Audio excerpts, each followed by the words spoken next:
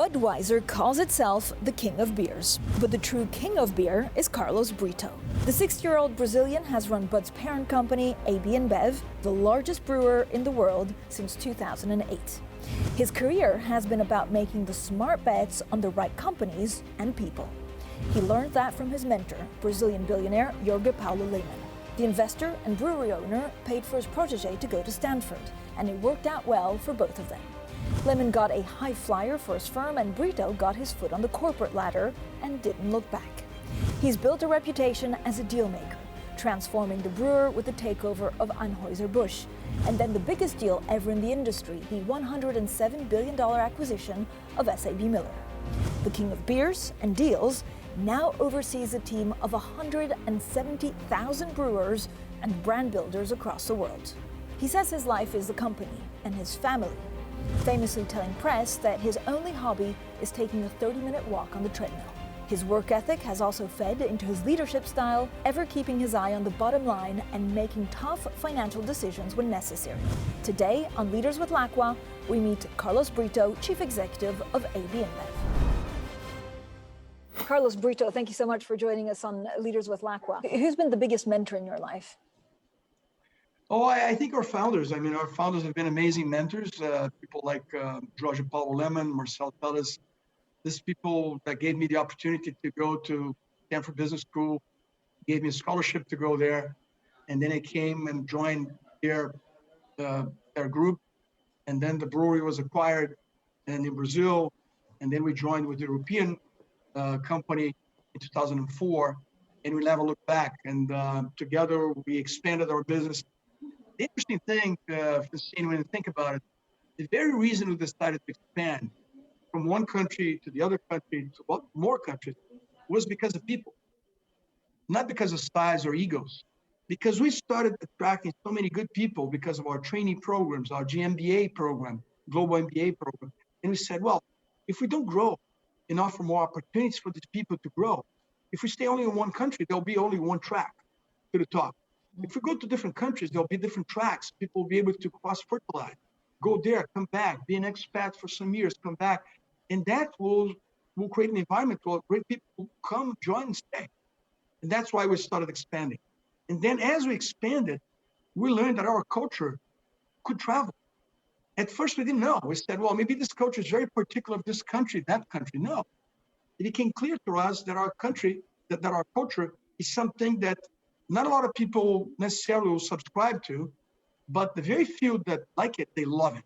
They're passionate about it. And that's why our partners have 20 years with the company, 25 years with the company. I have 30 years with the company. Because when you find this thing that really you're passionate about, you come and stay. And again, the company's not perfect. We have what we call gaps everywhere, but that's why we need great people to close those gaps and continue to create that. What's the most important piece of advice Jorge Paulo Lemann gave you? Well, do the thing you like, surround yourself with people that you respect, and be ethical. Because that's the only way to build a career, build a reputation, build an amazing company. So that's what was always in my mind. Over the years, you've, of course, negotiated many, many deals. What was the toughest deal that you've ever negotiated, and what lessons did you learn from it? I think the toughest one, not because of the negotiation itself, but because of the time we lived, was the financial crisis. When we did the Budweiser business combination, as we call it, in 2008, we signed in mid-July and we closed in mid-November 2008. And in between signing and closing, September 15th happened and the whole world changed. Financial crisis came. And we had 10 banks that had to show up on closing date, each one with $5 billion. And banks were beginning to disappear. Luckily, we had a roster of banks that only one had an issue, but was picked up by another one. And we're lucky enough that banks we chose, mostly European banks and Japanese and one American bank, showed up on the closing date and were able to close the transaction. But for a couple months, because we're waiting for the antitrust clearance, there was nothing we could do to accelerate the closing. And we saw the situation getting worse and worse. And we had to wait for the antitrust to clear the transaction so we could close. That was a tough few months, but at the end, everything went well.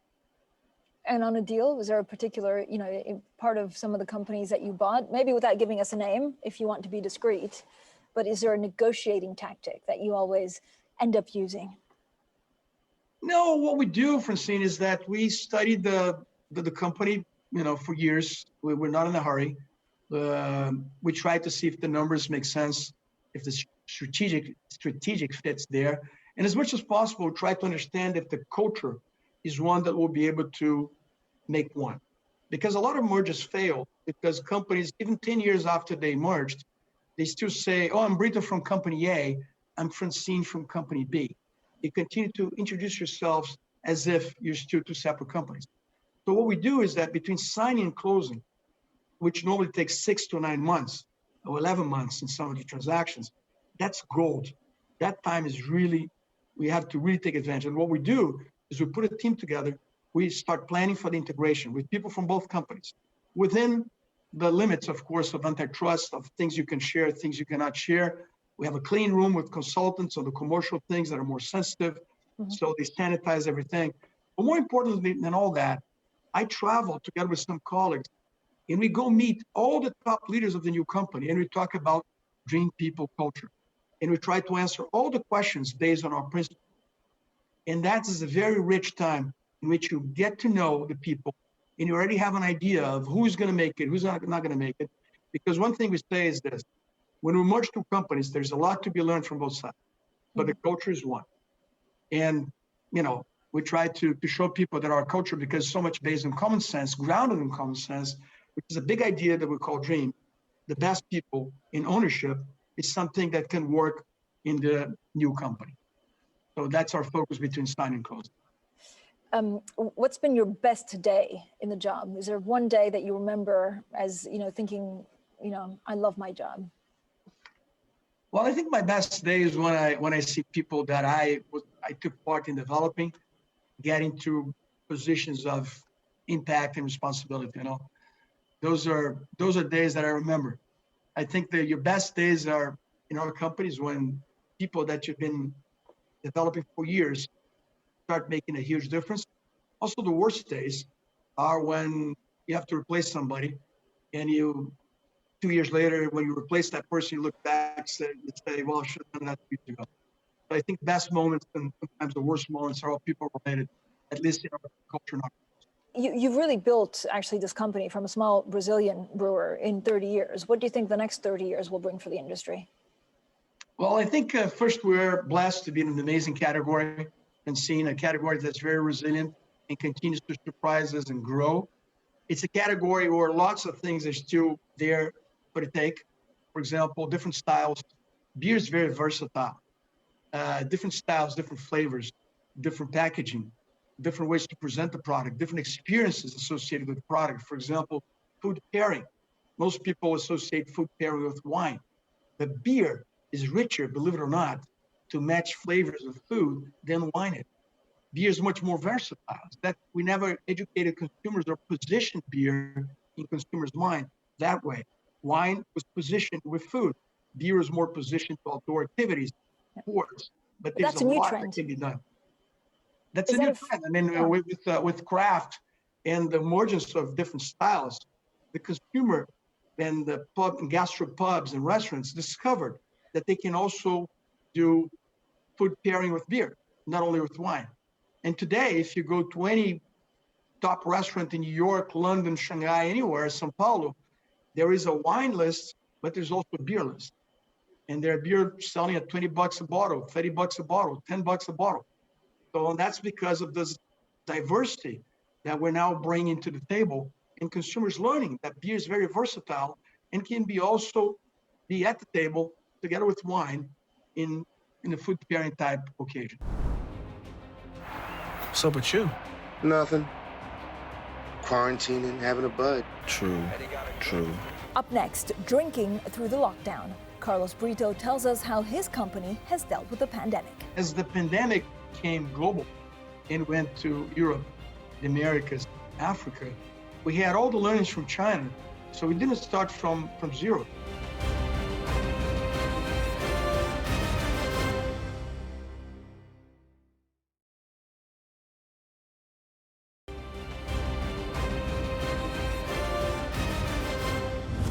COVID-19 doesn't pair well with beer sales.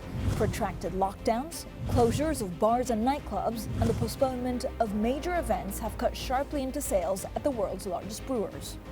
Consumer habits also changed overnight. Mounting evidence suggests that the public is getting on board with sobriety. Despite initial lockdown binges, it appears that a significant proportion of drinkers have gone on a health kick. With brands that include Budweiser, Corona, Stella, Beck's, Hoegaarden, Modella, and hundreds of others, AB InBev sells about 25% of all beer in the world. Carlos Brito has been in charge of the beer giant since 2008 and has worked to build a culture of adaptability and customer centricity. What has the AB InBev chief executive done to adapt to his new reality? Carlos Brito is still with us.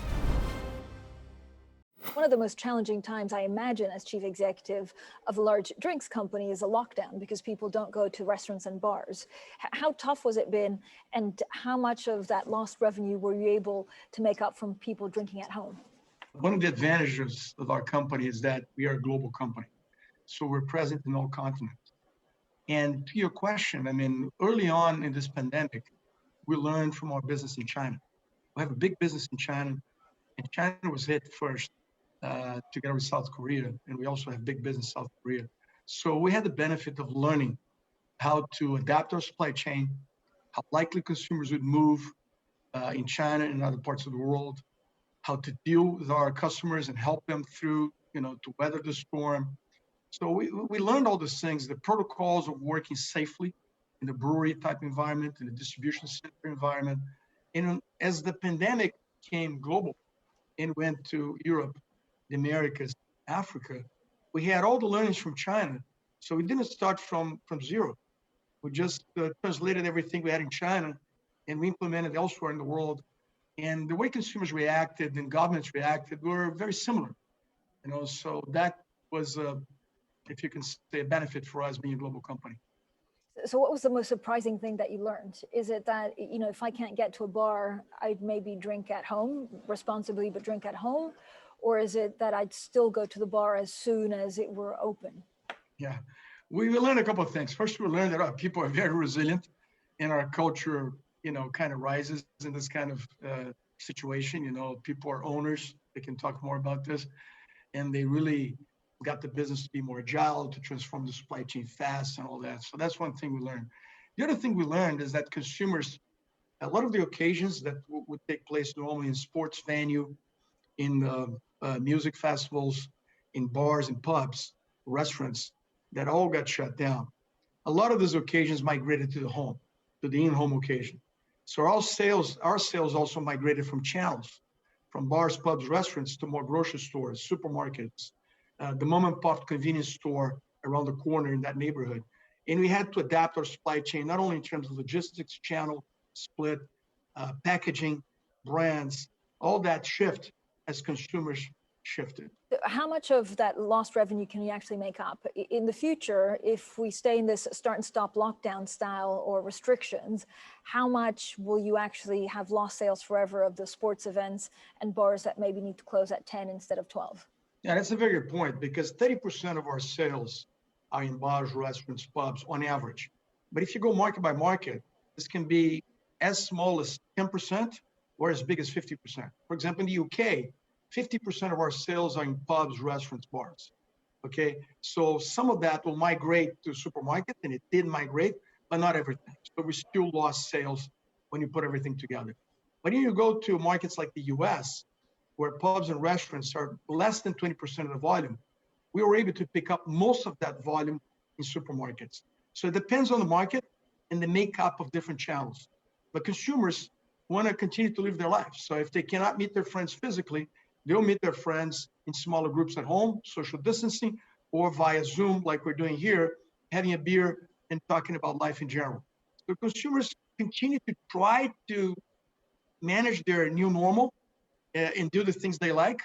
I'll give you an example. In China, during the lockdown, we did a big consumer research, because again, the first big country of ours that was hit by the pandemic, about what consumers would do when life would go back to more of a normal situation.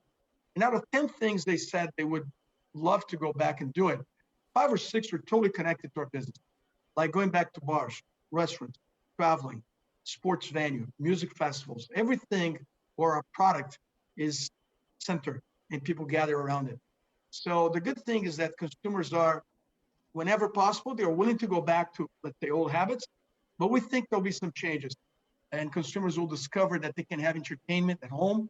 For example, in many countries, we use the contracts we have with musicians, athletes, and sports people to live stream activities to the home. So consumers were able to go to our music festival without leaving their sofa, their couch. They were able to do a workout session without going to the gym, and so on and so forth. So we tried to help our consumers bridge the situation by getting everything that they would normally do outside of their homes and as much as possible live stream to their homes for free. Up next, making beer green. We talk AB InBev's big sustainability push. Sustainability in our business is our business. No water, no beer. No farming, no beer.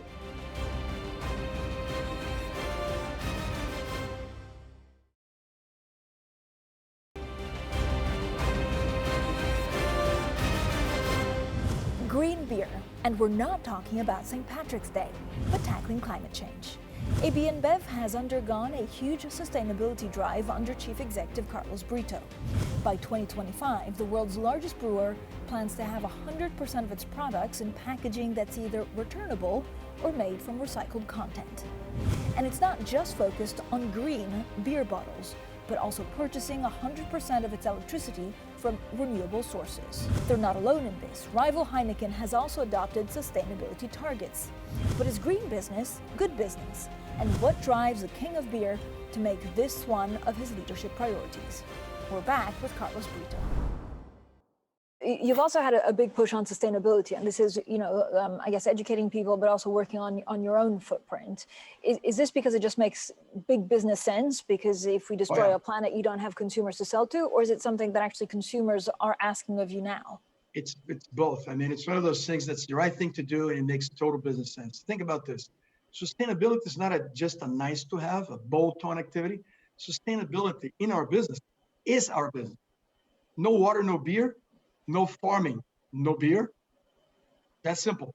So if you look at our 4 pillars of sustainability, it's about farming, water, energy, packaging. This is all connected to our business. The more efficient I use water, the more efficient I am as a company. The more efficient my farmers are, the better quality product I have and the better yields I have. And I need that to brew beer. The more efficient my packaging operations are, and more than today, around half my global volume is done in returnable package. That's already a very friendly package, but we're going to go above and beyond with the package that's a one-way pack, that most of it will be recycled or made out of recyclable material. In energy, we want to have 100% of our purchased electricity by 2025 being from renewable sources. We started from zero, Francine, 2 years ago, and we're already at 60% of our global purchased electricity coming from wind or solar, coming from zero. A lot of people still see it as a trade-off, right? If you're very sustainable, if you're sustainable and do the right thing and work on recycling and packaging, then there's a trade-off in profitability. Is that the case? No, it's not. I mean, it depends on how you define sustainability. If you connect sustainability to your business, you'll always be doing that. You'll always be in that camp because it makes sense. For example, if as a beer company, all of a sudden I announced that one of my sustainability pillars would be help to save endangered species, which is a very noble thing to do, but I cannot scale because my business doesn't touch that, it's going to be very hard for me for us to do something meaningful. But when I talk about water, farming, energy, and packaging, I can scale that up. And that makes business sense for me. Today, 10 years ago, 10 years in the future, because that's my business. The less water I use, the more efficient my farmers are, my suppliers are, the better my business performs. And energy is the same thing. If I'm buying cheaper energy that happens to be renewable, it's also better for my energy matrix. So that's why we chose those 4 pillars, because they are the right thing to do. Our consumers expect and appreciate our effort. And because it has to do with our business, we'll always be doing that because it makes sense for us. And we can scale that up because we're a global company and present in all continents. And I know the pandemic has been very, difficult, frankly, and in certain times, maybe even a nightmare to navigate. Is this an opportunity for you to be even more sustainable? You were talking about supply chains when, we started the interview. Is this a good opportunity to try and make those supply chains much more green, but also to recycle? That's a very good question, because when you think about it, compare our business, for example, to a smartphone manufacturer. Smartphone company, they manufacture their phones in 2 countries in Asia, 3 countries in Asia, sell around the world. We're totally different. 98% of the products we sell, it's all local. Our supply chains are not long. They're very local. So I get water from the community. I buy my farming products from the local farmers. I hire my colleagues locally. I brew. I have my assets sitting on that community. I brew the beer. I sell the beer back to consumers that live in that community. So my beers don't travel long. Of course, we have export beers. We have international brands, global brands, but most of our production is local production. Because of that, Francine, we've always been very connected to the community, because we learned that if our communities are environmentally sound and if they're economically thriving, we do better. So we try always to be on the solution side of any issues that communities are trying to solve. Because as a community participant, we can do things at scale, and we benefit from that as well. So we try to be somebody who's welcomed in the community by being part of the solution. That has always been our mindset, because we're local business. Maybe for a phone manufacturer, it's harder to understand that. But for me, I need to help my communities be sound in terms of water supply, because I'm also using that water. I need to help my farmers go from subsistence to commercial farming, because then they become my consumers and their kids can go to school. So, for example, we have a program called Local Crop Beer that is all about producing beer with local cereals, as opposed to imports from Europe or Australia or South America into African countries or Latin American countries. So we develop beer with sorghum, cassava, maize, corn, because those are what's available locally. So we have different recipes. And in doing that, we elevate that subsistence farmer to a commercial farmer, because we give them technique, the right seed, and we guarantee that we'll buy their products from them. You've also called for a global action against racism. What can the industry do, and what can AB InBev do in specifically to actually try and combat racism? Yeah, again, our purpose as a company is bringing people together for a better world. So that says it all. I mean, and we believe we build our company based on this idea of having a big dream, having the best people join us, and more importantly, stay with us for the long term, and that people think of the company as their own, because we are the company. When you think about that, it's myself and 170,000 colleagues around the world. We are AB InBev. There's no such company in a dark room that makes decisions. We're making decisions. We're learning. We're excited about something. We're saying yes to this, no to that. And we say yes to equal opportunity. We say yes to the fact that talent is equally distributed. And therefore, we want to be a company that attracts different segments of the population, because we want to attract the very talented people and be a meritocratic company. That's part of our culture. It's part of our principle. So we try to have an environment where people feel included. And if people feel included, then you have a diverse environment. Carlos Brito, thank you so much. Well, you're welcome.